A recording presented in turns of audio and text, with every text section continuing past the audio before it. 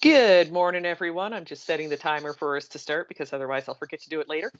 Uh, it's your girls from Obscure Orations here, me, Tay, her, Dana. And today we are just having, there's no set topic. It's going to be the rantings and ravings of the two insane asylum inmates known as us. I think I rather like that idea. Probably a bit too much. Yeah, because I have rants and I have raves. Yes, you do. So I've had a really topsy-turvy week. It's So you've Sunday. done this.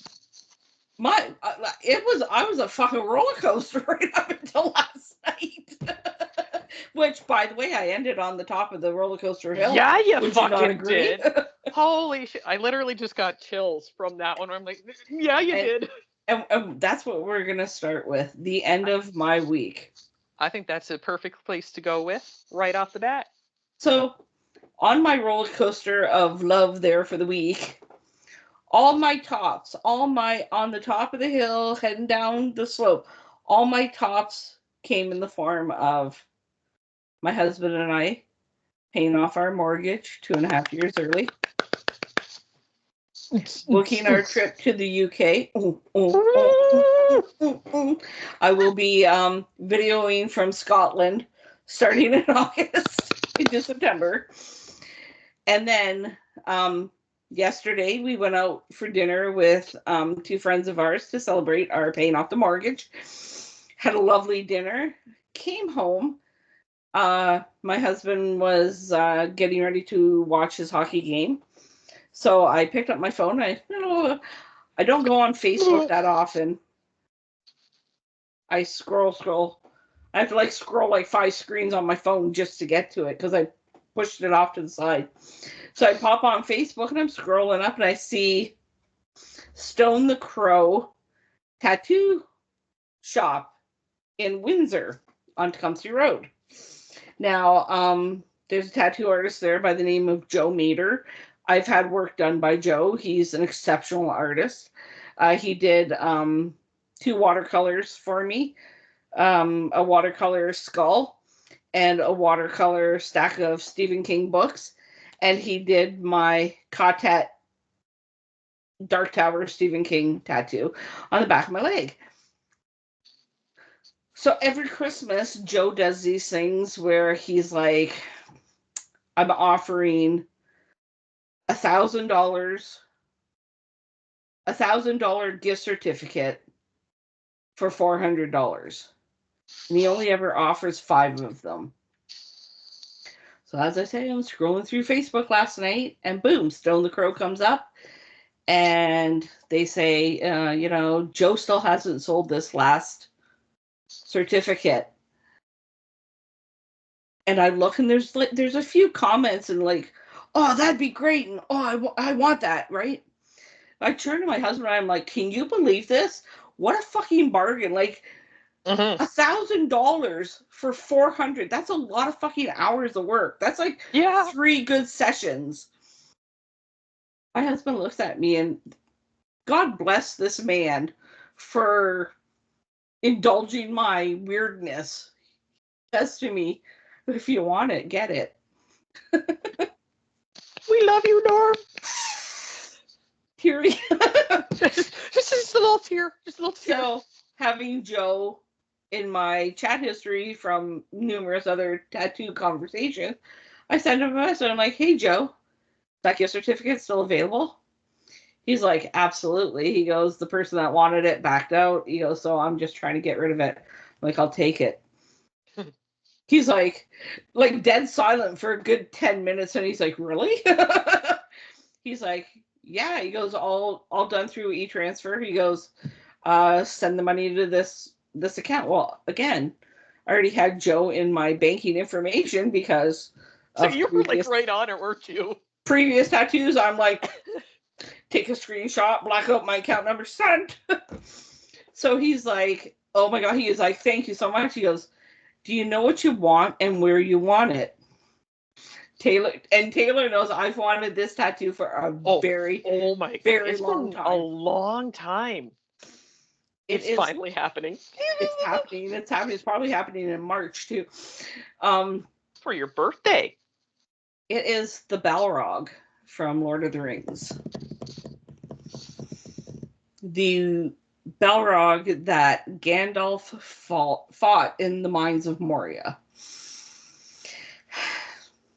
And I'm going to get it on my right thigh. Okay. Are you all right if I showed them the picture of the Balrog? Absolutely, absolutely. This is what she's getting tattooed on her body. Ah! Like, so excited. That is going to look so freaking good. Now, hear me out. Just underneath him, because Joe is really good at freehand script. Ooh. Like, he can do fancy letters, really good freehand. I just may have him write, "Fly, you fools." Yes! Chills, right? I literally, the fact that you just said that, I'm like, I legitimately just got chills again. Oh. Like, I don't even have words for, I just, Exactly. So I have to go this week to pick up the gift certificate. He told me when he's going to be in, and then while I'm there picking it up, I'm going to start booking, because I'm thinking it's probably going to take 2 or 3 sessions. I would think so, just to get all the detail into it, and then all the coloring and shading. I would think probably at least 2, but I think 3 would be my guess. And so when I sent the picture to Joe, he's like, "I am so stoked for this." I'm like, "Me too." So you know I'm gonna get a good tattoo, because now my tattoo artist is like fucking pumped to do this tattoo on me. So when it is done and it is healed, I will share on the podcast. Oh, my thigh. Yeah. Here's my thigh, everyone. A picture of my thigh. You're not getting the live version. I'll take the picture, send it to Taylor, and she can hold it up for y'all. And this is her thigh. Look how good it turned out. Exactly. So that was like how I ended my week. And that was last night at what? 9:30? Did I send you that message? I'm trying to think. I think it was a little bit later than that, because I was surprised, because we were talking back and forth, and I was surprised that you were actually still up. So when did you send that? Because I go to bed at 9 p.m. apparently. Oh no, I lie. You sent that initially. You sent me at 8:35. ... I just bought $1,000 tattoo for 400. My Balrog. I responded to you back at 10:46, and then it was just back and forth. Going, yeah, because after you send that message, I'm like typing away, and then I'm like, "Are you home?" Yes. You're like, "Are you home?" Like, "Yes, I am." Keep talking. I didn't expect you to be home so early, but then again, when you told me the party sucked, I understood. Yeah, I was going to say, and that was exactly it, where I was like, okay, you know what? I just hopped onto your high train of the night, and I went, yeah! I'm like ready to tell you to come with me when I get the first sitting on the tattoo. Yes, I will. So long as it works for me for whatever day you get it on, I will gladly go sit with you for the tattoo and hang out and be like, look at it, it's getting done. I know it's one of those things that I always laugh at, because for me, anytime that I've gone for any of my tattoos, I either, like, my mother's going to be there, or my mom and one of our friends, or one of my friends. Like, it's always like it's a community thing, which is just Right. how it's always felt to me, where it's like you have to be sitting there for hours. Sometimes the tattoo artist doesn't want to talk because they might get in the zone for something. And then you're stuck there trying to be like, okay, think of puppies, kittens. Ow, that hurt right across the nerve. Okay, fluffy pugs, you hit my fluffy bone. hearts. Ooh, yeah. Like when I got mine and it came across right up, where the hell is it? There it is. Right up here, and it got right onto the bone. It was one of those things where it's like, yeah, I was thinking about like, yep. The one on the top of my foot. Ooh, yeah. No, there's no way that I ever want one on the top of my foot, because there and ribs. Ooh. Mind you, as I was getting that tattoo, I was playing Candy Crush. I have a very high tolerance for pain. It's okay. While you're getting the Balrog done, we can either be talking about D&D stuff, Lord of the Rings stuff, or filming a video for our podcast. Exactly. Or for TikTok. Filming stuff as we're going, okay, here you go, take pictures, take little spurts of it, and then lace it all together on the TikToks. You're like, And, look, and there you it know is. what? We'll be able to like whore Joe out too to get him more Oh, yeah, that's business. true. Yeah. Like, I cannot wait to see how this turns out. You see, it's one of those things that I desperately need to get another tattoo. And a friend of mine was showing off hers, like, she was showing off all of her tattoos, and she's gotten it from the same guy for years. So I keep forgetting because she was supposed to send me his information. I'd like to go for a consultation with him and see about getting one of my next ones that I want to get on my arm, Mhm. on my other arm, because it's too naked. Look how I know naked that is. you have to get friends. I'm telling Like, you. you can't just be like, oh yeah, I have this, I have this, I have the one on my back. I'm like, no, I need to start filling in here because it's lonely. And it just looks naked and it looks unloved. I'm like, oh, don't worry, I'll fix you. It's Like okay, I love you. almost like you don't like your left arm.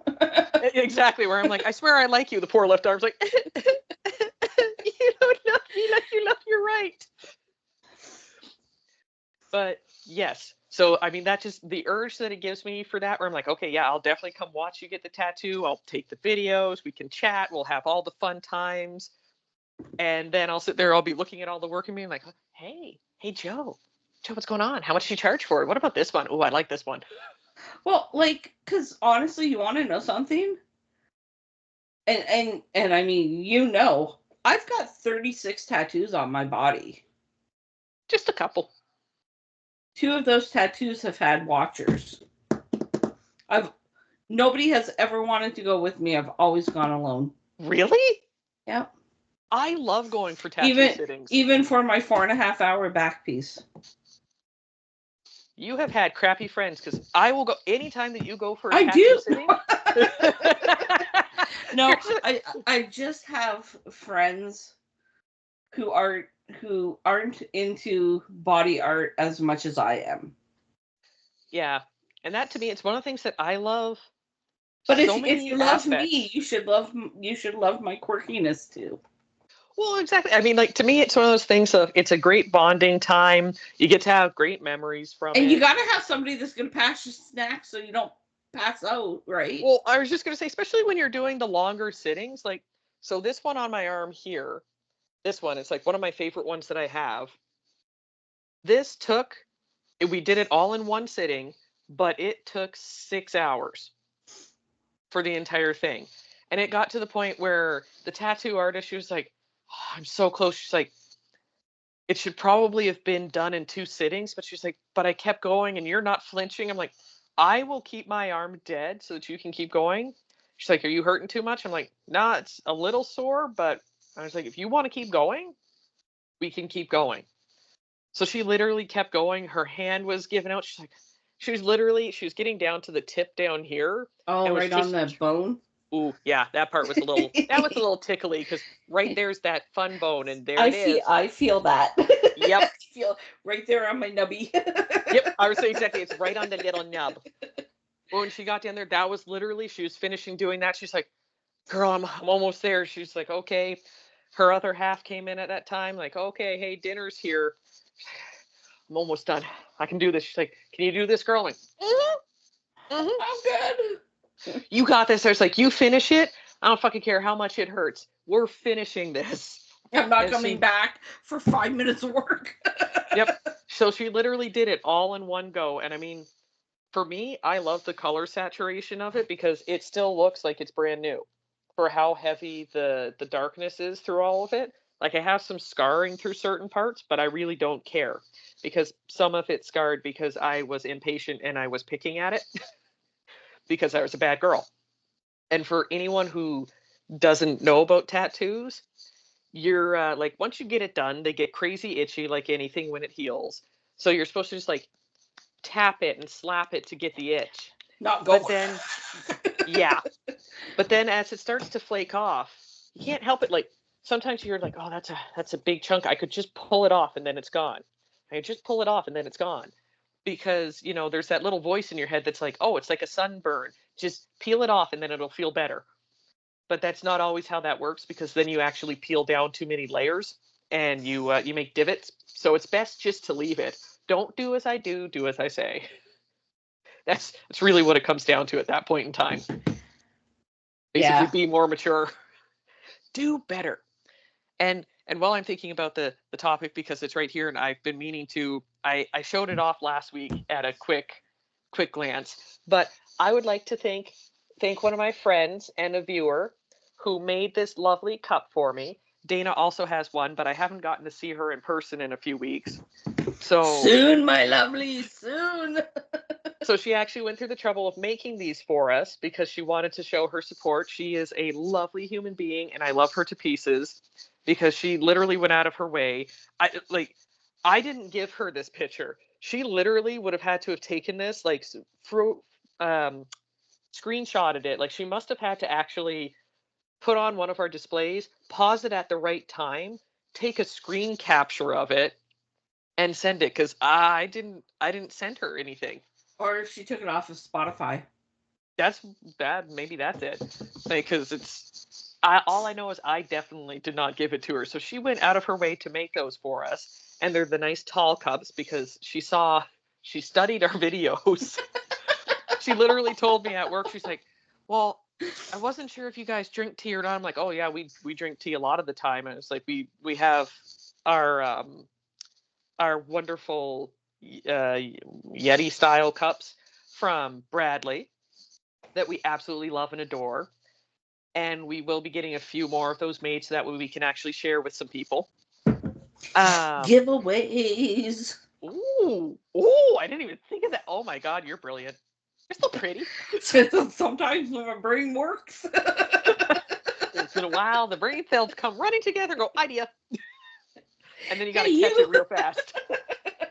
I have a half an idea. I have a half an idea. It's going to work great. We're going to do it. I just wanted to show it off because it's like, okay, well, now we have some nice things to be able to show off. And like I said, she studied the videos because she was watching. She's like, yeah, I saw Dana liked the big mugs, and I thought I saw you have a really big one. I'm like, oh yeah, we're tea whores. Like, the bigger the mug, the happier we are.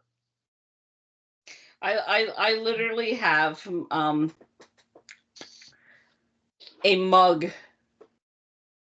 It's ginormous. It's like this. It's got the Canadian flag on it. It holds 2.5 cans of pop. That's how big it is. That's what I either have my homemade hot cocoa or my tea in that mug. And then my Tigger mug, which is Yep. a little bit smaller, but still pretty ginormous. My Jack Skellington mug, which is like Yes. girthy. He's a girthy boy. Though he's skeletal, he's girthy. So yeah, I like him big. You have that moment where you can hear Moto, I like him big. I like him chunky. You can't help it. It's true. So the high points of her week were good. I didn't really have that many high points, like any of those really good high points like what she had this week. My claim to excitement, I have a couple. One was that I finally beat Dragon Age Inquisition. And that game yeah. The game takes hundreds of hours to get through because it's so massive. Worth it. Like, oh my God, so well done. Now, I'm sure some people are going to hear that and be like, it's now an 11-year-old game.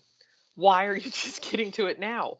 Look, back then in 2014 when it came out, I wasn't impressed with it because they had changed some of the mechanics and it was just like weird angling for conversations. They didn't actually make it like you're having a one-on-one conversation. They made it this weird, awkward, like third person view where it's like, well, this is like, okay, well, now I just feel like I'm body experience. Yeah. Like, well, now I'm just spying on this conversation going, hey, what are you guys talking about? So it always rubbed me the wrong way. So it made me mad. And then at the time when it came out, I think I was dating my first ex, and she absolutely loved it, wanted me to play it, and there's a bunch of books that go along with the entire Dragon Age universe. They're not a huge amount of them, but there's several of them, and they're well written, no issues. But I hadn't read them yet at the time. I'm just now starting to read them.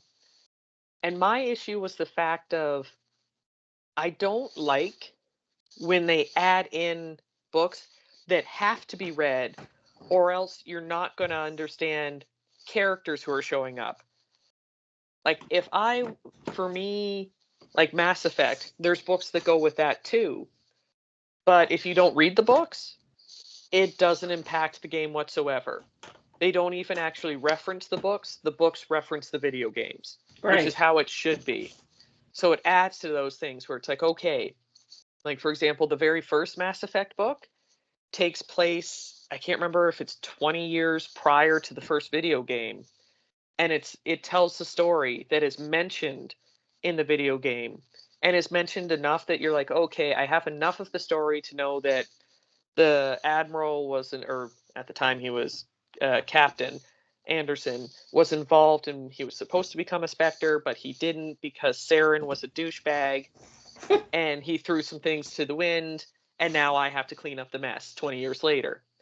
And then you go and you read the story, and it gives the entire backstory to it if you want it. Right. So it's not taking away from it, it adds to the overall stories of the games. Whereas with the Dragon Age ones, she was like, oh, yeah, if you haven't read them, she's like, you need to read them before playing the game. And that just made me mad. I'm like, okay, if you tell me that I have to read something in order to actually understand a game, I'm going to get mad because there's a bunch of people, like a lot of gamers, don't necessarily like having to read. There's a lot of them that don't. So you can't make it a necessity to go into it. Yeah. So it made me mad and it left a bad taste in my mouth, and then I never touched the game. So then it was just out of spite. I'm like, nope, not doing it. I'm not doing it. You can't make me. So I just ignored it. And then this week I finally finished it because a month and a half ago, I want to say probably about a month and a half ago, the new game came out. So I was like, oh shit, I really should finish the third one so that way I can actually play the fourth one that's now coming out. Right. Right. So I dedicated myself, and now that I've beaten it, of course, like any video game that I come to the end of, or book series that I come to the end of, my heart breaks because I don't want to let go of any of the characters. So I'm like, oh man, I'm making choices because it'll be a while before I ever go back and replay the game, just because there's so many hours that you have to have dedicated into it. And I'm like, okay, I got to be able to dedicate anywhere from 200 to 500 hours to play it again. I'm like, that's going to be a lot. Like, that might be a problem. I might have to wait. Yeah. I feel that way about the Zelda games. Ooh, and those were some big games too. Now, and I've been playing Zelda since Zelda was 16-bit. Oh, the old days. And his sword went around. So, I think the Winds of the Wild, when the Wii first came out. Oh, yes. So my son and I, big Zelda fans. We were playing that, and I just got so fucking frustrated with the game. I never finished. And then along came Xbox. Yeah. And then it was my zombies, my Left 4 Deads, my Black Duty. Call of Duty Black Ops. Holy fuck. Black Duty. Oh my god, that's hilarious. That is the best reversal ever. In my defense, I was drinking last night. The alcoholic's still in there. And I'm not a big drinker. That was so freaking fantastic. Oh boy. So yeah, I totally get how you're feeling, but congratulations on beating the game. On finishing it, I should say. Not beating it. Because I don't think you ever beat games anymore. You just kind of finish. Well, that one kind of has you do technically beat it. Beat it. Because there was a DLC that got added onto it afterwards. Like before, once you got to the end, you could then keep playing around. You could do all the missions that you hadn't done. You could do operations, all that kind of crap. But then you get to a part where you do the Trespasser DLC, and that one is once it ends, that was it. Like you can't go back. They're putting you back to the menu, and you're like, oh. So I can't go back into it. I can't do that. I'd have to reload, redo that entire DLC again, and it would still it's like, oh, so that is the end of the game. Like that's it. It leads directly into the next game. So there's no more playing for you. You're done, Inquisitor. You're done. You're done. You're done. Dying Light 2. Okay, yeah. When Anne and I started playing Dying Light 2, height of COVID. So she was off work. I was off work with knee replacements. So we were spending about 10 to 12 hours a day playing Dying Light 2. Excuse me. And then it was DLC. Update. Yes. DLC. Update. And by the time we were done downloading you know what? We haven't played in like almost a year, and there's been like 17 DLC since then. So we beat the game. The two of us playing together, we beat the game. And then you can change the story. Yes. Your choices change Matter. the story. So when you overtake a part of the city, if you give it to the peacekeepers or if you give it to, it changes the direction of the story. So what we did was we went back in and we started, and you have to get to a certain point before you can have like a join game. So we both get to that certain part, we join the game, and then we changed our choices so that when we got to a certain part near the end of the game, water drained from this massive lake in the game, and it brought up this city that was underwater. Oh. The zombies are fast. Fast zombies. Which, I mean, I could see, just because if you figure that they've been propelling themselves through water that entire time, their muscles must be amazing. And it's not just that they're fast. They jump. Oh, no, not jumping. And they can only die by a headshot. Nope. So, like, before in the game, you could shoot a zombie. You could shoot him 4 times in the arm and he dies. Yep. This one, you could have shot him 585 times in the arm. Unless you got that headshot, that fucker was running at you full speed like a freight train. Jesus. Anne and I spent, 10 minutes on that board. I'm like, let's get the fuck out of here. We're done with this. Anne's like running behind me. All you see is my ass climbing up the side of the highway to get over the fence to get out of that section. So yeah, like I like games that add content, but not when you're adding content every 2-3 weeks. Like yeah.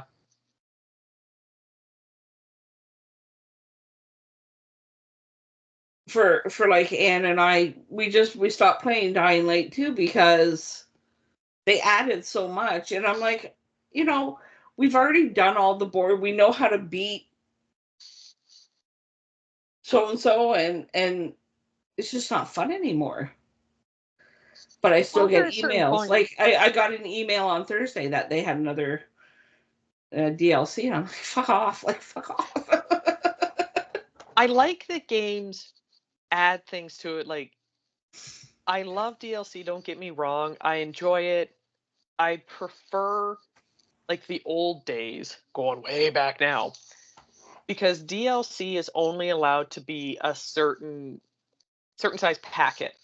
Before, if it doesn't hit this amount and it goes over, then they have to legally name it an expansion, and then it has new requirements that it has to reach. So I prefer when there's expansions, because then you get a full blown. It's like the old Diablo games. When you got what was it? Diablo. I mean, Diablo 2 and 3 both had full blown expansions with like the Right. Dark Lord and Death. They were full on, like, it's a full on game. You had multiple chapters to go through. You got to experience new areas, you got new equipment, you got new everything. It was full on more story. Right. DLCs I enjoy to a point, but because the companies don't want to go to the expansion size, they're always about this big. Where I'm like, okay, I like them, they can be fun, but they're not going to add a huge amount to the story where I'm like, oh my god, the story completely changes because of this DLC now. Like, no, it's fun, but it doesn't make or break it for me. I'm not like, oh my god, this is it. This is the DLC I love because it brought all the choices together. Yeah. So, eh. But then So your good high of the week, just completing your game. I would say that was one of them. I was also going to say, I suppose another good high of the week because I hadn't thought about it, but it was a week ago today. We played Back for Blood together for the first time. And the best part was when the very next day you put up the post that it was 5 years ago to the day that I had tagged you in the trailer going, this looks awesome. Yes. That was hilarious. I laughed so hard.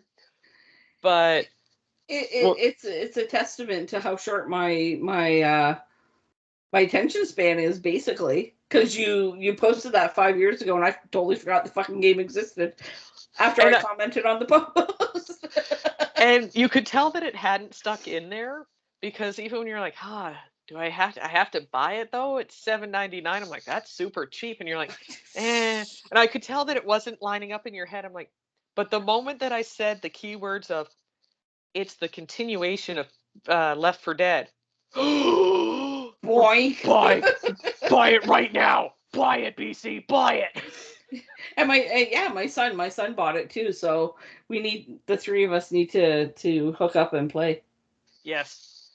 And now I'm back to afternoons this week, so I'll have time to play in the mornings or in Sweetness. the mild afternoons. But what made me laugh was when you were talking about the zone in Dying Light, where you're like, headshots only, climb back out, and you're like, fuck this place. It was like when we were trying to get across that stupid ship. Oh my god. And to blow up that bridge? Oh my lord. Sweet baby Jesus. I have legitimately played that part. I played it with Jess, played it with Dan, played it with you. I want to say there's someone else that I played it with. I feel like I'm forgetting a fourth person. But I have attempted it in 4 separate settings with 4 different groups of people.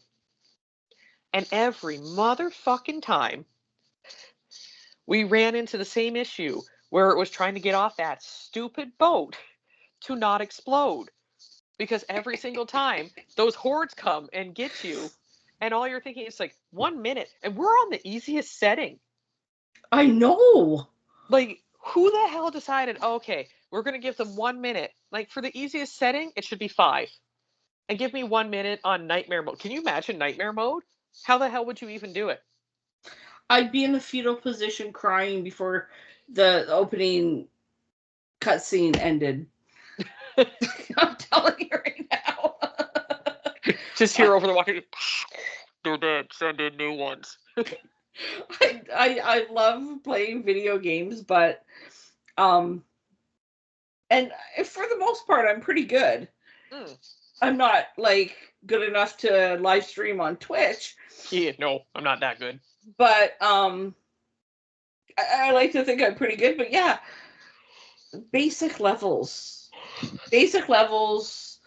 Don't put me in the fucking expert or nightmare or Jesus Christ, what the fuck have you done with your life category? Because like it's not gonna happen. It's just not gonna happen. It's not happening. Like, for me, none of those are fun settings. Like, I love to play video games where they're at their like beginner or storytelling mode. Yes. Because especially for my first time playing it, I don't really care about the fighting. I want to see, like, okay, what's the story? I want to get through it. I want to progress to see what happens, what choices impact this. Like, that's what I want to see. Then I watch those freaking people out there who go to nightmare mode, never level up, and they make it to the end of the game. I'm like, yeah, I've died 10 times on story mode. Yeah. So Anne watches Twitch a lot. Now Anne is my other ex-buddy compadre. Padre. So she spends a lot of time watching Twitch. I'm gonna be honest, I know Twitch exists. How to get there is beyond me. I don't know how to get to Twitch, okay? So I go on YouTube, and when we were playing Dying Light, there's these volatiles that are just, oh my god, they only come out at night, and the only thing that can slow them down or kind of stop them is UV sticks. Oh, yes.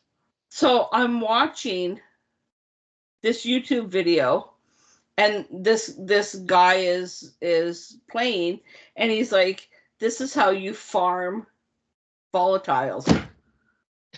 Farm volatiles? They're not a crop, fucker. What are you doing? So I watched this video, and sure enough, he's got this fucking bazooka type weapon. Obviously, it had to have been modded. Yep. He's got this bazooka type weapon, and he's like up on the roof of a house that has a trap door in the middle of it, and he's just hunkered down. And as soon as the sun sets, the volatiles start coming out because it's nighttime. And as they're coming up, he's like, boof, boof, boof. I'm like, who can do that though? Like, if you don't have that weapon, you're not going to be able to farm volatiles. Anytime that you hear that, it's just like, really? Well, I sent the video to Anne. I'm like, watch this. Do you want to try it? Thinking that my best friend's gonna come back and say, "Are you fucking high?" No, she says, "Okay." Like, what have I got myself into?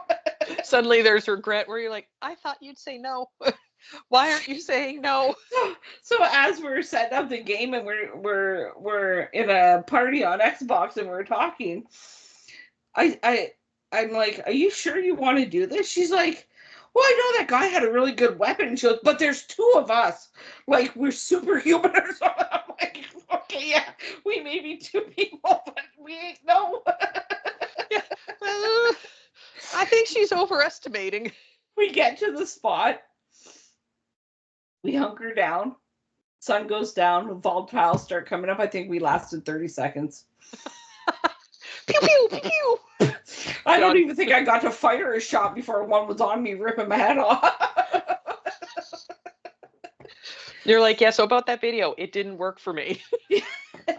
Yeah, so I watch the videos on YouTube. I don't attempt any of their special things anymore. Yeah, no, any of those things. I'm like, yeah, okay, you had hours to dedicate to figure this out. No, I'm good. I'm just gonna go over here and do the bare minimum. Exactly. It'll be fine for me. So yeah, so that was another highlight, a rave for the week for me. And then I think the other one that I can remember is another nerdy one for our D&D that's coming up. So we officially have a full campaign worth of people, which for anyone who plays D&D knows that's a fucking miracle.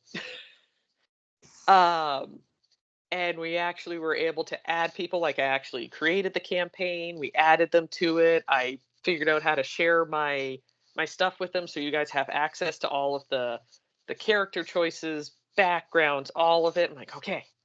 Mind you, there were some technical difficulties for Dana and her son, and I think Norm.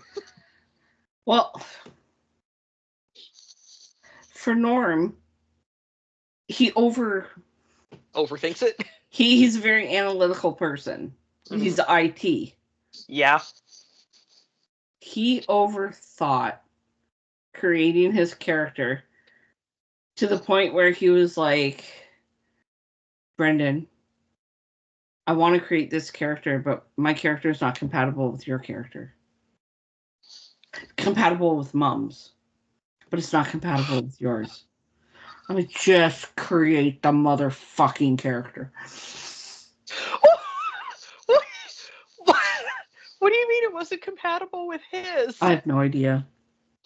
I have questions now. I was on the couch listening to it. Brendan's in the rocking chair like. He's like, just create the character, Dad. Just create the character. Make who you want. Just create the character. Like, fuck.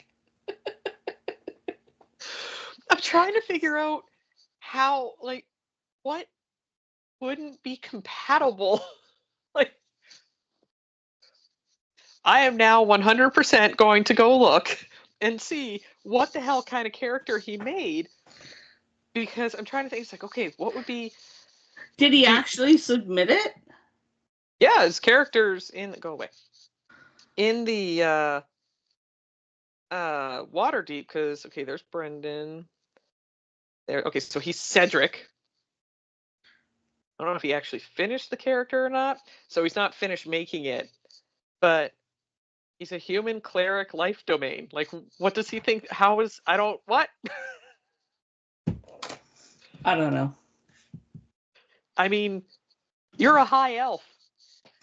I'll explain. So let me explain something to people out there. For any of you who don't understand D&D, it's the same. Like, there's a full-on, full-fledged, already existing world for D&D. There's already pre-made games that we play, all that fun stuff. You can make your own campaigns, yada yada. However, there's lore, like everything else in the world, that already exists. So in Dana's case, she is going to be playing one of the most smug people, or well, elves, there possibly are, because high elves are like the epitome of racism in that entire world, where they are so full of themselves, they think that they're the best thing ever made. They hate snooty. Oh yeah, they hate all other beings. They're like, yeah, talk to the hand. I might heal you if I feel like it that day, but maybe not. So, and then you have Norm, her other half, who's a human. It's like, okay, she ain't gonna like you. I don't know about compatibility, but she ain't gonna like you.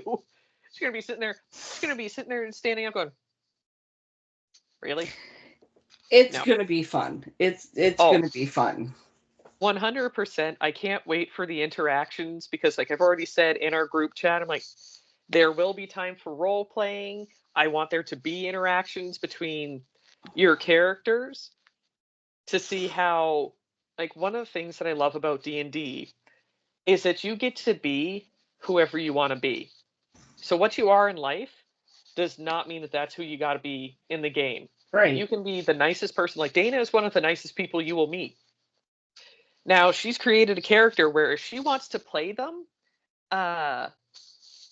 true to what a high elf would technically be like, she can have so much she can have so much fun with this, where it's going to be, all right, Dana has now died. I'm going into the character. So she can read people to filth. Like, she'll be able to do whatever she wants with that. And we're all pretty certain that she's going to be the first one to cast fireball inside of her room with all of her companions in it.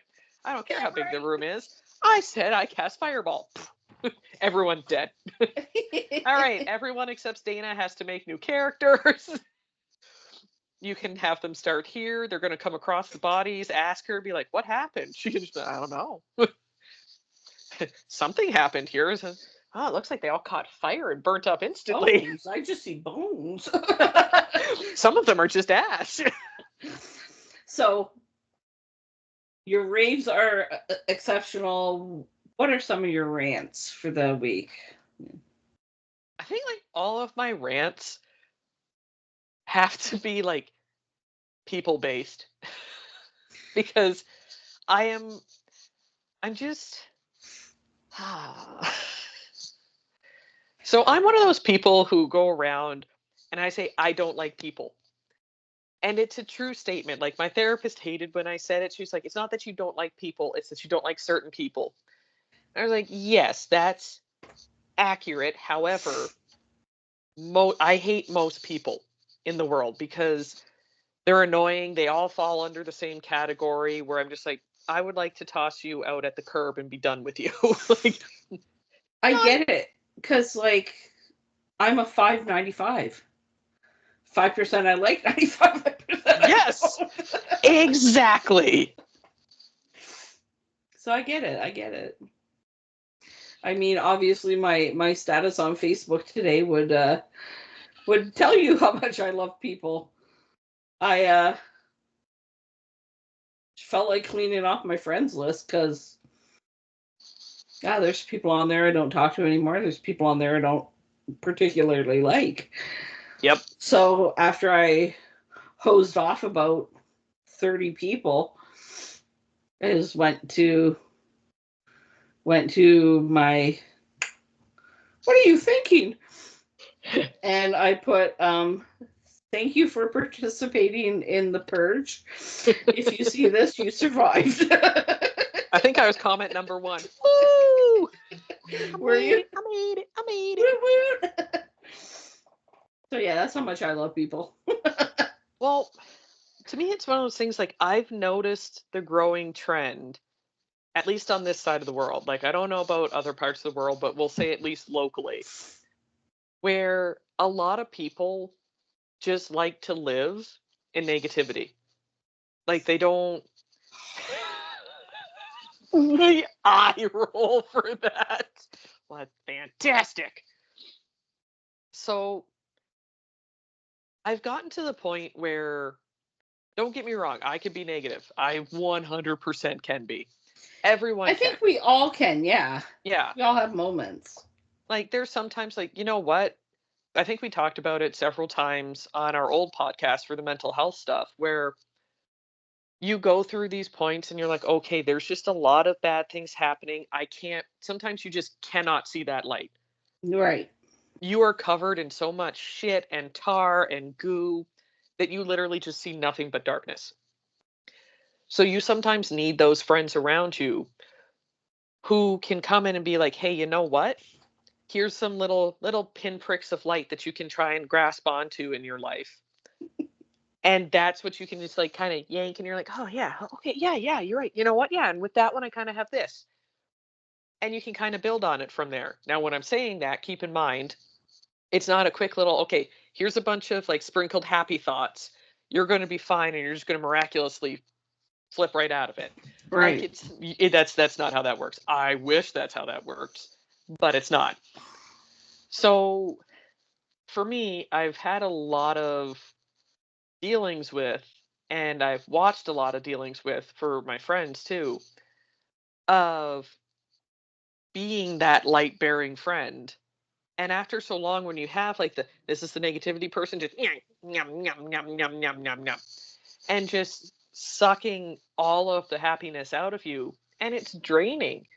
Like, I'm always someone who wants to be there for my friends, but if you're going to not put in any effort towards your own happiness and you're relying on me to provide all of it, then there's going to be a problem, because I can't be around you and take care of you 24/7. I have to worry about my own mental health and my own well-being and my family's well-being. So it's not just, I can't just dedicate myself to being like, oh, okay, here you go. I will just stand here and be the chandelier in your life. Oh. And now you know that I'm like you. I want to be there for my friends, and I always tell them, if you need somebody to talk to, call me. Yep. Call me. Let's go for coffee. Come over. I don't care, that type of thing. What I think really turns me away from wanting to continue to be that person is when I say, I'm here for you. I will build you up. you know, when a person says to me, you know, I don't deserve to live, I'm a fuck up, blah, blah, blah. Yep. Why do bad things always happen to me? And I put myself out there to say, you're not, it's a stepping stone in life. You've got this. I'm here for you. I'll help you any way I can. And then I get ghosted. I was that just person. gonna say that. Yep. And I'm like, so you fucking ghosted me after I told you to call the suicide hotline because you said if something happens to me. Mm-hmm. What more? I even called and had wellness checks done. Mm-hmm. And that's was the thank you I got. Ghosted. Fuck you. Fuck you right now. Fuck you. It's 2025. I am no longer your whipping girl. Fuck you. You know what? You want to fucking kill yourself? Go ahead and fucking do it.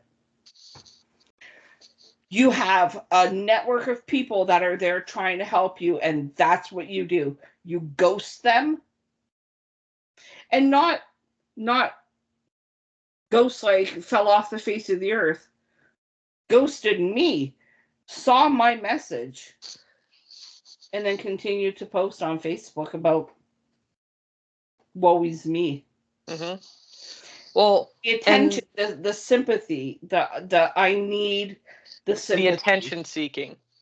That to me is that moment of you've just proven, like that person's just proven that they don't want help. They want to continue to be the victim, and they're just in it for attention seeking. Because for you, you literally lost sleepless nights. You lost sleep over the fact of, okay, are you going to be okay? Are you going to wake up in the morning? Am I about to lose one of my friends? And on their side, it's just, meh. Okay, well, that's fine. I'm just going to ignore this and move on. Like, that to me is so freaking selfish. And it was probably because I didn't say what they wanted to hear. Yep. I told them to get help. And again, I want to apologize for my statement. Please don't kill yourself. that was the anger in me speaking. I would never want to see anybody unalive themselves. But you get to that point though where you get so angry and hurt that it's why, because I mean, you're not the first person I've heard that from before. I know I've said it before. I've heard loads of other friends say it before, where it's, and then they sit there and they're like, I didn't really mean it. I'm like, I know, I 100% know that when we say it like that, we don't actually mean it. Yeah. Because we're frustrated. Well, I never said it to the person. Yeah. I just said that like right now. For the recording. Because I'm absolutely livid because I still know that they're playing the victim. Mm-hmm. And it bothers me when I see other people, well, what can I do to help you? Because I then want to click on their name and send them a message and warn them. Yep. Because you know yourself, Taylor, how much we helped. Yep. 2 years. 2 years we listened, financially helped. Mm-hmm. And then to be pissed on, basically. Yep. Like, I wasn't on fire. I didn't need you to piss on me. But you did anyway, so thank you. It just showed me the true character. The true character. And again, as somebody who also suffers from depression, it's not easy. It's not easy for me to be the one person that's always lifting you up. Mm-hmm. Because there was a cartoon that is a perfect example of this. White static character and a black static character. Yes. The black static character was head down, walking, hunched over. White came along, took black character's hand. The black left the black and went into the white. Yes. And the white turned black. Black walked away happy, and white was depressed. Mm-hmm. Perfect I love that example. one. Yes. You know what? That's exactly what it is. I did my best to lift them up, to offer support, to put myself in a situation where I was like, fuck man, should I go back on my medication? Mm-hmm. I was withdrawing from my family because of their problems and what I was taking in to be pissed on. And that's the hardest part, because for me, on the outside looking in, it's like, okay, I know the efforts that you went through. I know the amount of support that you were there for. And to then have that just happen where it's like, okay, yep, just ghosted like that. It's like, okay, so you ghosted someone who was actually legitimately there for you and just didn't like the answers of, you need to get your shit together. Like, I know exactly when they no longer liked me was because I went to the, no, you need to get your shit together. Like, that's legitimately it. The moment that I stopped saying, oh, they're there, it's okay. It's, yeah, they're being mean to you. And it was instead going, well, they kind of have a point. You need to actually do this, this, this, and this. And it went from being, oh, yeah, we're friends, to crickets, even in our chats. I'm like, all Chirp, right. chirp. And it's like, well, that's fine. You can go ahead and find new people, because you're just going to keep on rotating through friends because they're going to figure you out. And every single time go, okay, so you don't truly want people to actually come and give you answers of, here you go. This is what's going to make life better. Yeah. And this is the issue, because there's several people that fall under this category. And I watch as my friends struggle through it, where it's like, okay, the people on the outside, like the negative people, don't, I don't even know if it's that they don't realize, or that they just don't care, because they want to bring down, like, the old adage of misery wants company. Yeah. And I think in some cases it's the fact that it's, they just want to bring people down with them. So that way then they're like, oh, hey, you're down in the dark with me now. Now we can have all this misery together. It's like, okay, but some of us don't want that. Like, I spent plenty enough time down here. I'm good. I like it. I don't need to be up in the bright light all the damn time, but I'd like to actually be able to go for little strolls in the happy little Sunlight every now and forest, then. Yeah. and then be like, okay, I'm gonna go back into the house now and just kind of hide away from the sun, but it's still nice in here. I still get enough light. So that way it's a balancing act. And it's a hard thing when you're someone who, in my case, kind of works with energy and believes in energy and all that stuff, because you have those drains. Like, I always refer to people as dementors, straight fresh out of Harry Potter. Yes. And, like, in my Sucking the case, fucking life out of me. oh, so fucking much. So for me, the worst one was my grandmother, my father's mom, when she lived with us. She literally sucked the joy and the life right out of us, even if we were just gone for a half an hour to go run an errand with her. We'd get Yeah. back home, and my mom and I would drop her off and be like, okay, yeah, you just go watch your soaps and just go away. And we'd sit down on the couch, and you could literally see, we'd literally have giant bags under our eyes, because she was exactly that: excessively negative, attention seeking, victim playing, narcissistic, and rumor mongering. So she would drain all of the energy from us, where it was literally hard to drive because you'd get headaches, you would Yep. have exhaustion setting in, and people just, they don't realize how much of a drain having a negative friend can have on you. Yep. Like, it takes effort to be friends with people like that. And don't get me wrong, like I said, I can be negative, but then I have friends who sit there, come along, smack me, and go, okay, The come fuck. on, snap out of it. Exactly. What are you It's worried soul about? draining. it's soul draining. And yeah, I totally get that. Because you know yourself, one of my rants for this week was the always negative friend. Yes. And yeah, like it gets to the point where I start making excuses to not talk to them, because now they've got me in such a low spot. And again, it's January, and anybody that says the winter blues aren't real, go fuck yourself. The winter blues are real. They're legitimate. They are scientifically proven to be a thing. SAD, seasonal affective disorder, which is added on top of anyone who already suffers from depression. This becomes mega depression time of year because we don't get enough sun. We don't get enough outdoor time. So this is the hardest time of year for everyone, not just people with depression. It's everyone. So having that negative friend that knows this about me still continuously lays shit on my shoulders, and I'm like, I can't do it. Like, I can't do it. And hey man, do you want to go out for lunch? No, I don't, because I can't people anymore. I can't be around people right now.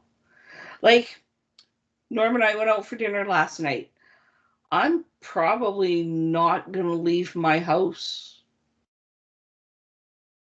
till the 18th. Oh, right. I was thinking, I'm like, DJ's at your house, so you wouldn't have to leave for that. It's my uncle's 90th birthday on the 18th, and we're having a party. So, yeah, I'm probably not going to leave my house until then, because I'm so drained. I can't people. Yes. If I was to go to the grocery store today looking for, I don't know, something specific like Halo oranges, and they didn't have them, I would probably cry over a fucking orange, because that's where my mental state is right now. And I completely understand that, because obviously I told you last night was, for any of our listeners, it was the holiday party for my place of work, because we have busy season during the holidays, so we always do it after. And I normally enjoy going to the party. I normally have a fun time. And I mean, there were definitely fun parts to the night, don't get me wrong, but overall it was just a very draining and depressing kind of feeling to the night. Like, I talked to one of my other friends this morning, and she said the same thing. She's like, I don't think, like, I'm not going to go next year. It's just this year, it was too meh. And that's exactly what it was. It was just like, okay, it was draining. There wasn't enough good energy there last night. And then when I left, I could just feel this like ball of sadness in my chest that I felt like I wanted to cry. But then I'm sitting there, I was literally trying to go through everything in my head. I'm like, okay, but why? Why would I want to cry? Like, what about it? I still got to have fun with one of my best friends. Saw a few people that I haven't seen in a while and caught up with them. Saw my 19-year-old niece that I'm not ready for her to be that old. I remember the 19 years ago and seeing her all dressed up and makeup on and tattoo fitting dress. I'm just like, no. Turned to her mother. I'm like, I'm not okay with this. It's like, and she's like, yeah, she can drink now. No. Oh my God, no. It's like, yeah. I need to sit down. Well, and that goes back to the beginning of our conversation today, when Taylor and I were texting last night, and then, like, out of pure shock, I'm like, are you home? because I knew she'd gone to the holiday party and didn't expect her to be home at 10:30 at night. Yeah, I was saying normally, and I should add on to clarify for everyone, like the place that it's held at is a 35 minute drive away for me. So the Oh, fact that easy, I was yeah. already home by 10:30 means that I left before 10 o'clock. Yeah, because you said I've been home for about 20 minutes. Yep. I was going to say, because you asked me that at about 10:55, I think it was. So then I was doing the math in my head. I'm like, yeah, I think I've been home about 20-25 minutes roughly. It's like, yeah, I think I got home around 10:30. So then it was like doing backwards math from there. I'm like, I think we left at 10 or a little bit before it. And that was even that. My mom had asked me at like quarter after 9, 9:30. She's like, oh, so what time do you want to leave at? I'm like, maybe like we'll leave when the rest of the table wants to leave, sort of thing. And then it wasn't long after that that the others are like, okay, well, our Uber's here. I'm like, oh, okay, so you don't want to ride home? She's like, no, we'll take the Uber. It's fine. Okay. Hug and kiss goodbye to them. Look over. The other one's getting on her shoes. I'm like, all right, time for us to go. We out. So it was just one of those things where it's like I said, you could just feel the energy. It wasn't as entertaining as it usually is. Yeah. A lot of it was just very, very low energy, very kind of like you could feel sadness in the air, which was just weird. I'm like, usually people get to this party and they are like, Yeah, and there's that one guy that's always on the dance floor, the oh bald guy. yeah Was he there? oh yeah, he was dancing from before dinner time until whenever it stopped. Good like, for him. I like always loved watching him dance. Just his energy oh yeah, was amazing. we were all watching him. Like he was one of the highlights of the night because we were just watching him. Like, God, I like, can I just have a smidgen of that? I don't even want all of it. I just want a little smidgen of his energy, just for life in general. I don't even want it for dancing. Just give me that little smidgen of energy just to Right? get through the days. Jesus.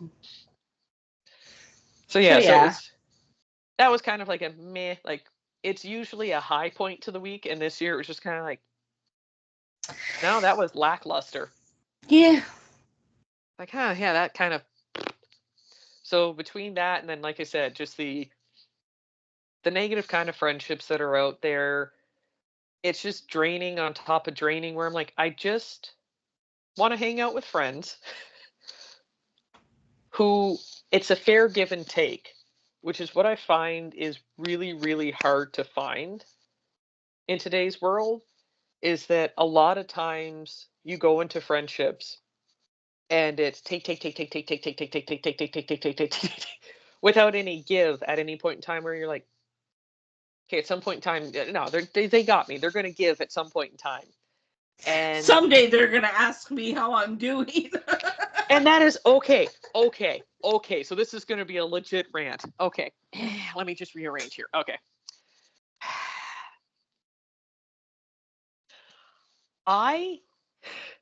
This might just be a me thing. I don't know. You can correct me if I'm wrong. But I believe that if you truly care about someone, like you call them your friend, and you care about them, you love them because you love your friends, or you should love your friends. If you don't Yeah. love them or like them, they probably shouldn't be your friends. They're more of an But acquaintance at that point. exactly, like you don't care about acquaintances. I don't give two shits about like, oh hey, did your kid go to school today? No. Ah, what a shame. I'm not going to ask any follow-up questions. Dad, I don't really care. Excuse me. I might listen and go, oh, that's okay, yeah, that's nice. I'm going to get back to whatever I was doing before. Bye. But when it comes to friendships, it drives me up a bloody wall that I have so few that go, I'm not like, it's going to sound like, it sounds weird even as I'm saying the sentence in my head, but they go out of their way to check in on me and ask me, hey, how are you doing? Hey, how was the party last night? Hey, did you play that new game? Hey, whatever. The simplest fucking things. Yeah. Simplest. And yet most of my friends don't do that. So I just refer, like, they're acquaintance friends. So they're like a step above acquaintances because we do have more interactions on deeper levels than that. But they're not full blown friends because the conversation's always one sided. Where I'm like, oh yeah, how are you? How are your kids? what did you get up to? Oh, hey, how's your mom? Is she still in the hospital? Oh, hey, has your dad recovered from a surgery? Hey, how Yeah. are you doing? It's extremely one-sided. So then, and then what annoys the fuck out of me is that they're the ones, those ones, anger. Those are the ones that will fucking come to you and be like, well, why didn't you tell me you were having problems? Why didn't you tell me that you were feeling depressed? Why Yeah. didn't you tell me that you needed help with the shit? Like, best example, when mama got sick the first time and even during the second time, um, zero of my friends came and helped. And just in case, just for any of the listeners, this was before Dana and I got really close. So, so don't come at her, I Yes, I was promise. in there. I was going to say, there's no doubt. I know your ass would have been driving over being like, okay, here's some groceries. You need to have food. You need to eat. Yeah. So I have just so that none of our listeners are like, yeah, what the fuck? Where was Dana? She existed. She existed, but we weren't as tight as what we are now. Like back We then, it knew was each more, other. We knew each yeah, other, and we were work friends. yes, exactly. We didn't become like best friends until, what was that, like 3 years ago COVID. now? Yeah. I'd say during COVID, we got closer and closer, and then we started doing the podcast and all that, where we became toy like a toyga. So don't come at her. Um, but it was one of those things. But then I had the people who would sit there and they're like, "Well, why didn't you reach out? Y'all knew what was going on."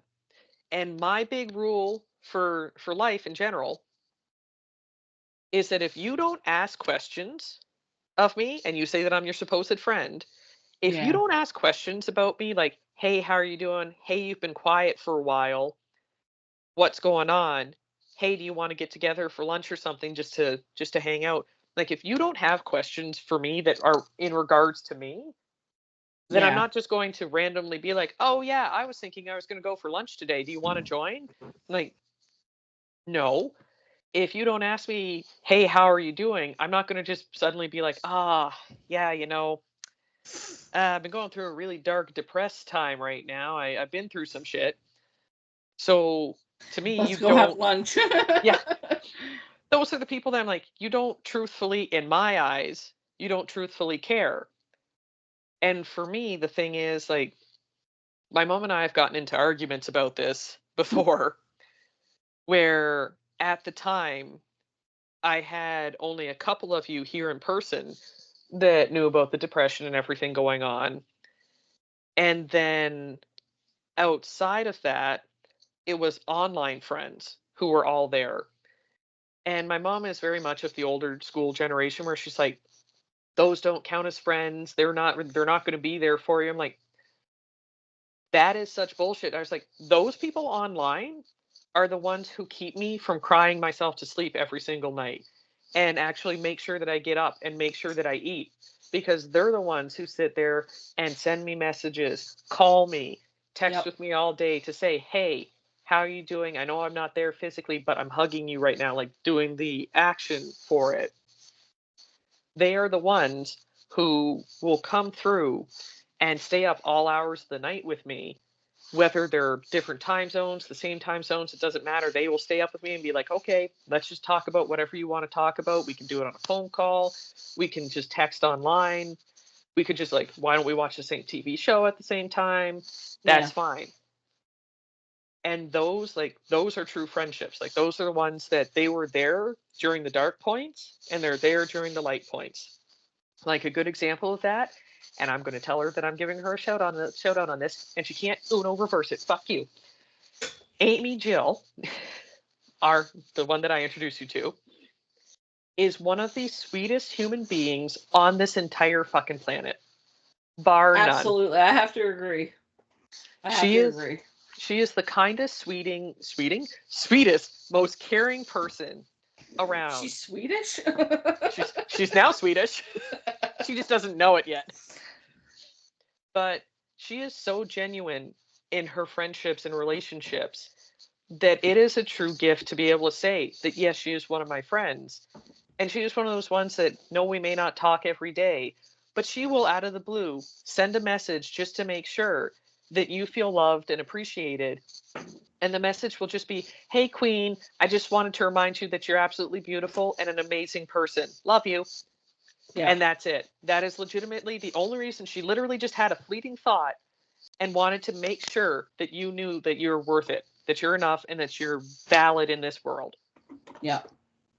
And that is, I have never met her in person. I've done video calls with her, phone calls with her, and texted with her online. But she is that person. She is right there in the thick of it. And she's like, okay, you need anything, I am here. And I know that she would be, because Yeah. she would do anything to try and help.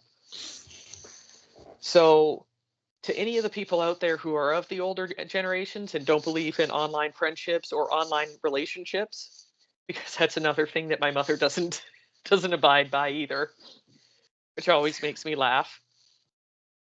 But they are, all of it is genuine, because when it comes to online stuff, it is sometimes almost more genuine than the in-person ones, because online all you have is communication. Yeah. You've got nothing but texting each other, calling each other, sharing things that you find funny together, because that's it. That's all you've got. So I have my own Amy. Only his name is Larry. There's an A and a Y in that, similar. Now, I know Larry's not going to watch this, but I met Larry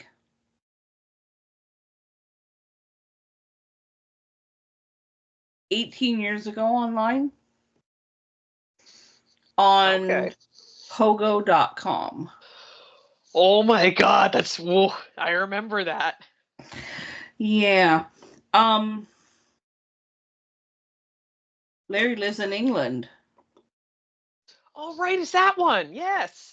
And we started talking the one day, and we similar interests. And at the time, Larry's mom was battling brain cancer. Oh, okay. I think we were 2 or 3 years into our friendship when his mom died. Now, Larry was her primary caregiver. They lived together. So it was where, it's hard to lose a parent. It was 10 times harder on him. So I sent him flowers.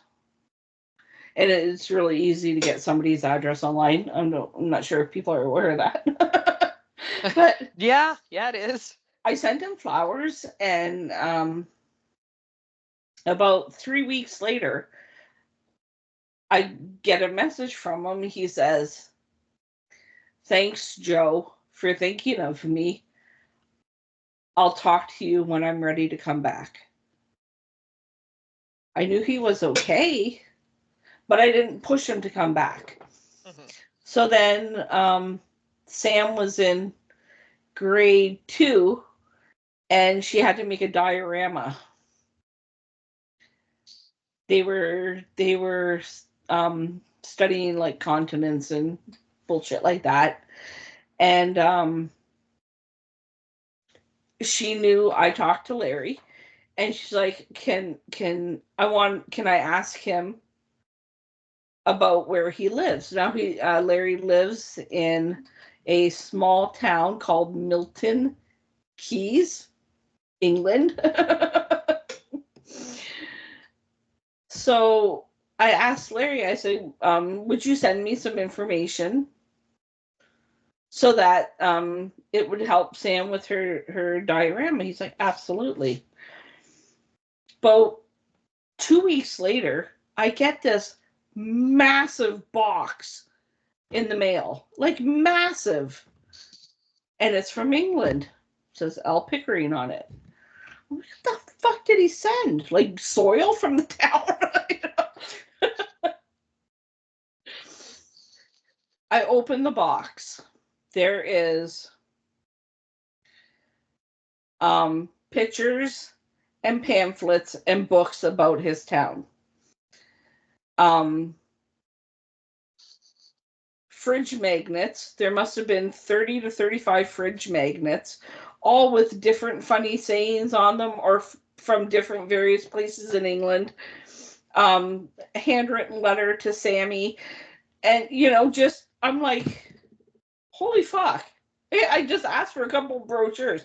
Anyways, Sam, with Larry's help, Sam built her diorama of Milton Keys, and she got like an A on it. Now through the years, just casual conversations with Larry. The one day, maybe 3-4 years ago, he says to me, "Did you get anything in the mail?"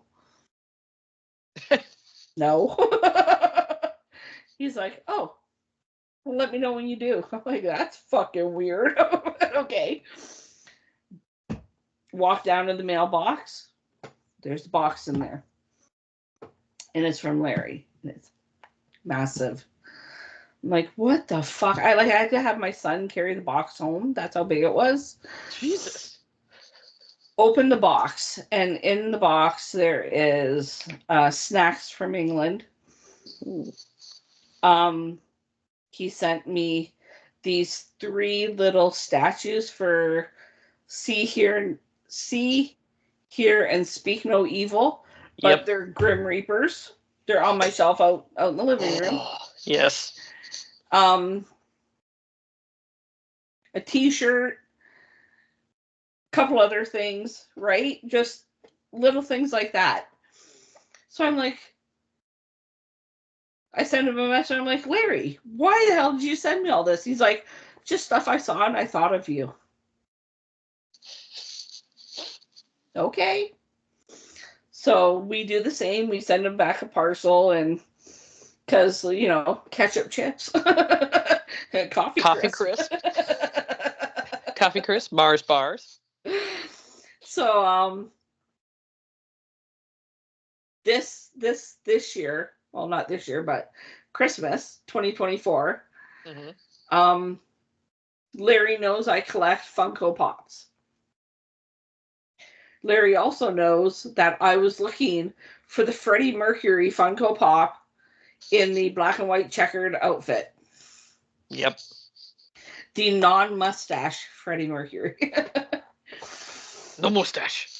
No mustache. I get a box. I get a box in the mail. And again, it's giant. Norm brings it in. He's like, this is a parcel for you. Who the fuck's sending me a parcel? Because Larry didn't tell me he was sending me a parcel. I look at it. L. Pickering. I'm like, son of a bitch. I open the parcel. He knows I love sea turtles. There were 2 different types of hand-blown sea turtles. Like hand-blown glass sea turtles. I figured that instead of one of them that he blown. one of them that he bought in Turkey when he went on holiday. Another one he bought in another part of England when he was visiting there. There was the Freddie Mercury Funko with the black and white checkered outfit. There was Christmas ornaments for various horror movie icons. There was a plate with a sea turtle on it. There was a 20-pound note because he entered my hockey pool, and he actually sent me money.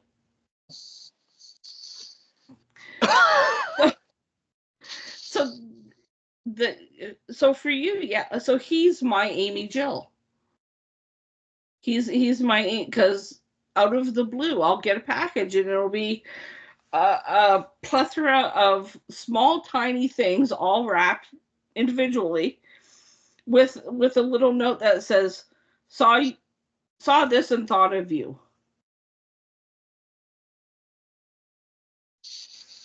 I only have about 5 friends in my vicinity that have ever done that. Isn't that sad? But yeah, I have a complete stranger. Mm-hmm. Somebody that I only know from talking to on pogo.com or Facebook now, that has, over the course of this many years, sent me this many packages because he saw something and thought of me. And see, it's sad to me because for me, it's one of those things of, I think like what he does. If I'm out and about and suddenly I see something that makes me think of this friend or that friend or that friend, I'm literally grabbing it and bringing it to them. Not because, and I want to make this really fucking clear for all of the goddamn listeners, and if any of my friends ever listen to this, so they fucking understand, I don't do things with the expectations of ever having them reciprocated. This is why we're friends. So, this is why I love you. This is why I love you too. So I will literally, if I've gone out and grabbed you something, it is literally, as the penguins do, I'm pebbling you. Now, I'm not pebbling you because I'm like, oh, I want this back. I need something back. I don't give two fucks. You can give me absolutely nothing back. I don't want things back.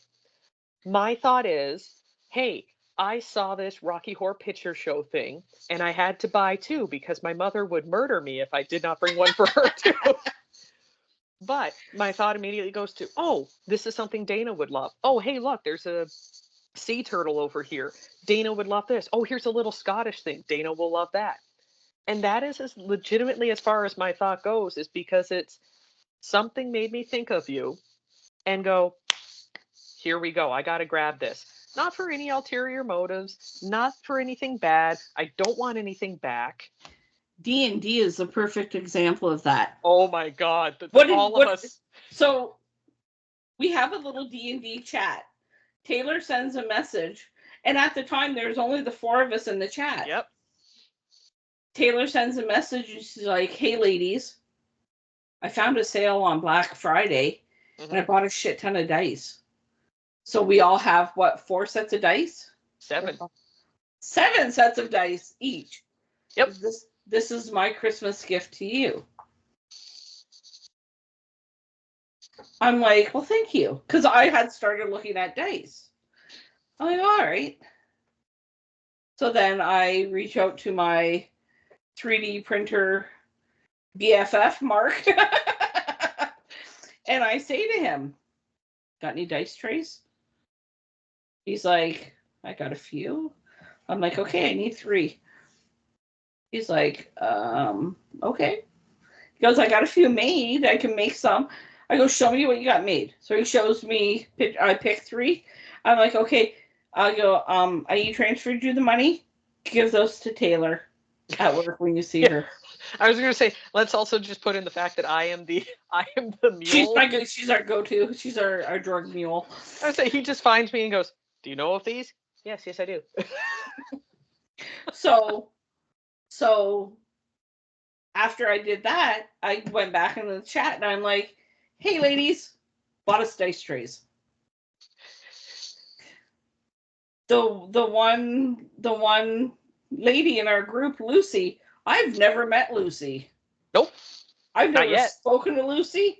I will eventually someday soon. But I bought her a dice tray because how big of an asshole would I look if I said, oh, Taylor, I bought you a dice tray. Oh, V, I bought you a dice tray. Fuck you, Lucy. No, like, screw you, bitch. I don't know you. And then my husband was like, well, I want to play. My son was like, do you even know me? He wanted to play. And then you even know me. And then our friends Randy and Jeff asked if they could join in. That's how we got the table. Well, Anne's backing out, by the way. Sorry. Oh, okay. A work schedule thing, because they're pretty much assigned every Saturday from now until the end of time, so she doesn't even know. Ooh. Okay. So she's like, maybe when I retire next year. So got it. So I said, so my husband went on Temu Don't come at me for shopping there. I love that place. Honestly, everyone I know loves freaking Temu, and they've got some goddamn good things. It's not like we're buying clothing or anything, but he found sets of dice. And he bought a shit ton of dice. And he says to Brendan, do you need dice? And again, my son, do you even know me? I have my own dice. I'm like, but you can always use more. Exactly. You always need more. So then I post in the chat, I'm like, I go to my 3D printer BFF. Like, what you got in stock? He tells me. I'm like, okay, this is what I want. And I bought Brendan and Norm and Randy and Jeff a dice tray. Because everybody needs a dice tray. And they are all in the backseat of my car. So Norm should get his dice by Friday. Okay. He got some for me too. I'm gonna have so many sets of dice. Mark put a set of dice in with each tray. So there's more dice, and then I got 7 sets from you. So I've got about 15 sets of dice now. The good thing is that you'll now be able to pick like from game to game session, and then if one of the die doesn't work for you, then you can take it, put it in timeout, and say, you stay here. I'm using the others, because that happens a lot. The one set, so most of the dice are just ordinary colored dice, nothing fancy, but my one set, each dice has the Ring of Power in it. Oh yeah. Oh yeah. I'll be having those little fuckers on a leash because ain't nobody touching them. So, and I got them off Temu, by the way. Okay, so because I can't hold on to the secret, because it would kill me having to wait longer. Well, I already talked. I can't remember. I think I talked to Veronica about it before. This is back when it was just going to be the 4 of us before the others joined in and made a full campaign. I was asking her what kind of things, like, is she into Lord of the Rings at all? And she was like, not really a Lord of the Rings person. I'm like, okay, so you'd be more like done Game of Thrones. She's like, oh, that would be awesome to do a Game of Thrones session. I'm like, okay. So D&D actually partnered up with some independent creators, and they actually have now put out a Lord of the Rings source book.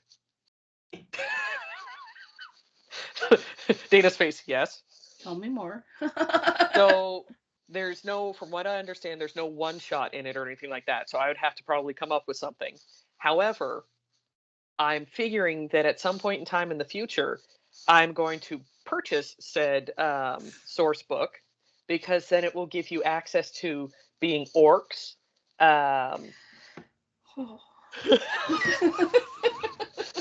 Dunedain, what the hell was it? Like, it had a bunch of different ones, like all the ones that are, it's everything Lord of the Rings specific. So it is so that you can play Lord of the Rings. It tells you what's all going on. So my thought is that in the future, I will purchase said thing so that we can have, obviously that won't be part of the normal D&D campaign. It will be a separate one that you guys will have to make actual characters based off of Lord of the Rings. Sweet. I figured that would make Dana very happy, where she'd be like, okay, so we've probably been chatting for what, an hour and a half? 2 hours? About an hour and a half. Okay. I do have to make dinner. Eventually, I gotta get it in the oven. So. Go ahead. Okay, I was gonna say I have another thing about friends to say, but I'll let you go first. No, I was just gonna say goodbye. Oh, okay. I was gonna say I have the to add something about, because I got sidetracked into the D&D. See, this is what happens. You get sidetracked into D&D. And that wasn't even where I was going with the initial, like, friends online and stuff like that. So you remember when I was talking about, like, the friends that don't ask questions, don't I know it's going to sound harsh, but the friends that don't care per se is how I would word it. Like, obviously you and I literally talk daily. Doesn't matter time of day. We talk throughout the day where it's like, oh yeah, hey, what's been going on with this? Oh, what's been going on with that? Like, we keep up to date with everything going on. We might miss a day here or there just because it's either my work schedule has made me exhausted and I just don't exist, or something's going on for you. So, but for the most part, it's a daily kind of thing. Right. So I have gotten really lucky. Like, you're one of the ones that wouldn't fall in this category for best. Like, you are definitely one of my best friends. But there's the two different categories where you and Brooke, definitely local best friends without shadows of doubts. Right. But in both cases, it was met you, got to know you guys a little bit, clicked, then really clicked, all that fun stuff, never looking back. Now there's other ones that I have, 3 that are online friends. And my one bestie, Liv, absolutely love her. Her and I, she's kind of like middle of the road. Like, I knew about her being in the server, but didn't really know her all that well till just suddenly the one day we clicked and it was like, bam, best friends for life. And then you have my friend Trisha, who she's one of my best friends, and we enable each other in all the worst ways possible. And we love and adore each other for that. But we also traumatize each other with, like, sometimes I'll send you memes that are just traumatic and that you can't unsee, like a naked Jar Jar Binks with his ass out. Yes. And instead of having a penis, he has a pussy. And that would be from her and her traumatizing me. And I refuse to live alone in the trauma. So she shares. Yep. So I have her and I, like, we'll go through spurts where we don't catch up for a while, but then we click right back into it like nothing ever happened. Yeah. And then you have my wonderful friend Sonia, who I love deeply, cherish her very much, and am now also going to use this moment to plug her online presence of sophiayork.com, I think it is. And that's where she posts all of her poems that she writes. She also has writing aids on there. I don't know if she still has her Patreon anymore, though. But, if you guys want, definitely go follow her, because she's wonderful and delightful. And I love her so much. And she's just a fantastic writer. But her and I instantly clicked. Like, there was no hesitation. It was kind of like that moment of, we looked over at each other and went, hey, how are you doing? How you doing? Are we best friends now? Yeah, I don't know why. We just were. And it's just never stopped. But I've never had that kind of a connection until recently with a friend of mine at work, where I've told you about her. And, like, didn't know she existed until more recently. And then even when she started working in my area, it was a lot of just see your head bobbing. I unplugged the Wi-Fi. Well, that's not good. Okay, go ahead. What happened to technology? I don't know. But I remember walking up to her the one day and saying, like, you're not actually as much of an asshole as, like, I've heard and seen you kind of be. And I just remember her face being like, what the fuck? I'm like, I mean that as a compliment as best as it can come out as one. And then it was just shortly after that suddenly, I can't remember, she sent some sort of disturbing, traumatizing reel that I enjoyed, of course. And then our friendship just fucking blossomed from there, where she is probably one of my favorite and best friends now, because she falls right into that definition of, she will literally call just to ask questions. Or the other night, she literally called me. I was supposed to go out, if you remember, or I can't remember if I told you or not, but I was supposed to go out Friday night. Okay. Because I was supposed to go to a concert, but it was when the snowstorm hit. So it was starting to get kind of iffy out, and I'd been talking to the girl that I was going with. I was like, you know what, like, we'll give it a little bit longer. It's not till 6:30, and it's supposed to start snowing till 5. Then all of a sudden, I get this call from my friend Joyce, and she's like, you can't go. if you do go, you're stupid, and you're not leaving Windsor. You're staying at my place. And that was that. There was no ifs, ands, or buts about it. And my thought, honestly, at that time was that she is the first friend I've ever had in person that has literally taken the time to sit there, think about me as she's looking out the window and go, no, no, no. And then call me and legitimately actually tell me just no. No. So she's very much that person where I've now ended up talking to her freaking daily. And I do love and adore her husband. He's fucking entertaining. But it's one of those things of time flies by with talking with her where I'm like, there is an ease with her that I haven't felt outside of like Sonia, Liv, and Trisha just because of being online. So it's a weird, bizarre feeling for me where I'm like, okay, I'm not used to in-person ones being easy like this. This is freaking me out a little bit. I appreciate it. And it's nice to have an in-person relationship with that where I'm like, okay, I got you, I got Brooke, and now I have her. I'm like, all right then. I'm now covered in all areas, but then that's also scary because now I'm going to hate people even more. Yeah, I have friends. I don't need you people. Go away. No, I don't want new friends. Go away. I'm shocked, by the way, that this has continued going with the fact that you unplugged the Wi-Fi.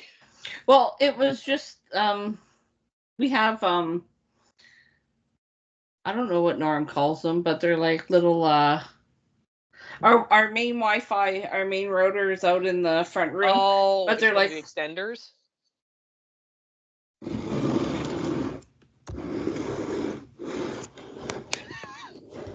That. Oh yeah. Yeah, it's one of the extenders.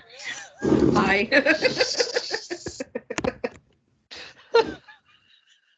That makes more sense now because I was like, you didn't even lose connection. How is that possible? So yeah, nobody was screaming, so nobody was having like issues. Yeah, I was just saying because you would know the moment that the Wi-Fi went out and it was truly out there. Brendan would have came upstairs. Dad, you reset the Wi-Fi? My mom would have been down there. Why can't I get on my phone? Just complete chaos in the entire house. It's one of those things of you lose Wi-Fi these days and it's over. Game over, man. Game over.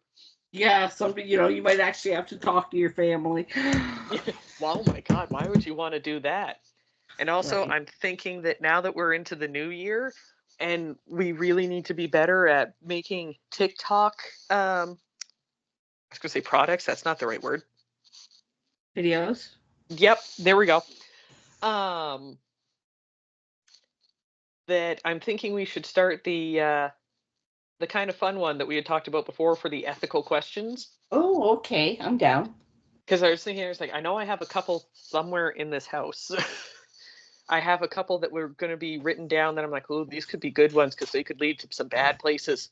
And then I have a bunch of other ones kind of set. So I think it's time, Smithers. It's time. It's time.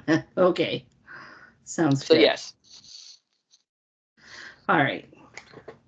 On that note, we will bid you all a fond farewell. Ciao. We've told you about our week. That was just a week, people. It's a very busy week. So, look for an ethical question on TikTok sometime this week. You think, Dave? Yeah, I'm thinking so. I don't think why not. Like I'll double check before I get the confirmed answer. Oh yes, of course.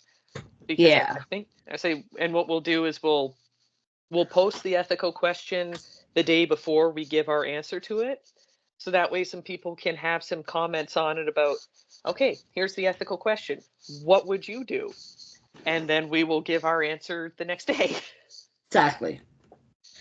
So, have a wonderful week. We'll be back next Sunday. Definitely. Yes, we will. Don't know what we have lined up, but it's always a surprise to us too. So you're not wrong. Have a great week, everyone, and thank you for joining us. See you next week, guys.